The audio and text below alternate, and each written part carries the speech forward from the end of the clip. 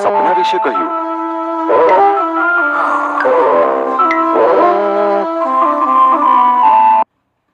ઈશ્વરે યુસુફને ફારૂનના સપનાનો અર્થ બતાવ્યો. 7 વર્ષ સુધી પુષ્કળ અનાજ પાકશે. યુસુફે કહ્યું, તેથી ખોરાકનો સંગ્રહ કરો, કારણ કે 7 વર્ષનો દુષ્કાળ આવે છે.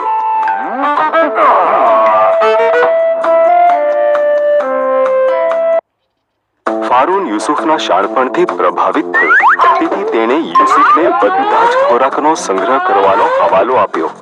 ફારૂન સિવાય ઇજિપ્તમાં કોઈ પણ યુસુફ કરતા વધારે શક્તિશાળી નહોતું.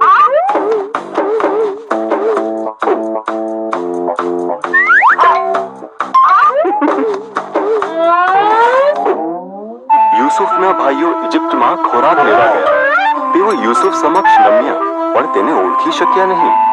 જ્યારે તેણે જોયું કે તેઓ બદલાઈ ગયા છે, ત્યારે તેણે તેઓને કહ્યું કે તે કોણ છે.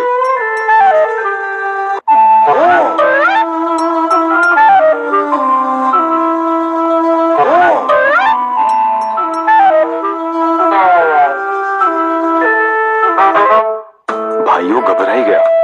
યુસુફે કહ્યું, તમે મને નુકસાન પહોંચાડવાનું વિચાર્યું હતું, પરંતુ ઈશ્વરે તેનો ઉપયોગ સારા માટે કર્યો.